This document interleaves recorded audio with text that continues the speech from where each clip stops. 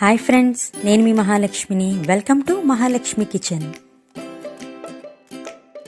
ఈరోజు మన కిచెన్లో నేను ఒక చిట్కా చెప్పబోతున్నానండి. అదేంటంటే మనకి ఎప్పుడైనా వేడి చేసినట్టు అనిపించినా, ఇంకా కడుపు నొప్పితో కూడిన మోషన్స్ అయినప్పుడు కూడా మనకి చాలా అనీజీగా ఉంటుంది. అలాంటప్పుడు మనం వెంటనే మెడికల్ షాప్కి వెళ్ళాలి, ట్యాబ్లెట్ తెచ్చుకోవాలి అనే అవసరం లేకుండానే నేను చెప్పబోయే ఈ చిట్కా ఫాలో అయితే ఖచ్చితంగా మనకి రిలీఫ్ అనేది దొరుకుతుంది. అదేంటో ఇప్పుడు మనం చూసేద్దాం. ముందుగా దీనికోసం ఒక గిన్నె తీసుకొని అందులో ఒక చిన్న కప్పు సగ్గుబియ్యాన్ని వేసుకోవాలి.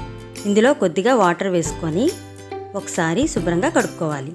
ఇలా కడుక్కున్న తర్వాత వాటర్ వంపిన తర్వాత ఇందులో ఒక 1/2 లీటర్ వరకు వాటర్ని పోసుకోవాలి. ఇలా వాటర్ వేసిన తర్వాత స్టవ్ మీద పెట్టుకొని ఒక పొంగు వచ్చే వరకు హై ఫ్లేమ్లోనే ఉంచుకోవాలి. ఇలా పొంగు వచ్చిన తర్వాత కాస్త ఫ్లేమ్ని తగ్గించుకొని ఒక 10-15 నిమిషాల పాటు ఉడికించుకోవాలి. ఈ విధంగా సగ్గుబియ్యం బాగా ఉడికిన తర్వాత ఇందులో మన టేస్ట్కి సరిపడా ఒక 1/2 కప్పు వరకు పంచదారని యాడ్ చేసుకోవాలి. అదేవిధంగా టేస్ట్ కోసం చిన్న సాల్ట్ని కూడా వేసుకోవాలి. ఇప్పుడు బాగా పంచదార కరిగే వరకు కలుపుకున్న తర్వాత స్టవ్ ఆఫ్ చేసుకొని దించుకోవాలి. ఇప్పుడు దీన్ని కాస్త గోరువెచ్చగా అయ్యే వరకు చల్లారనివ్వాలి. కాస్త గోరువెచ్చగా ఉన్నప్పుడే మనం సర్వ్ చేసుకొని తాగాలి. ఇలా గోరువెచ్చగా ఉన్నప్పుడు తాగితేనే మంచి రిలీఫ్ దొరుకుతుంది. చూసారు కదా ఫ్రెండ్స్, మన వంటింట్లో ఉండే వాటితోనే చాలా ఈజీగా చేసుకునే చిట్కా ఇది.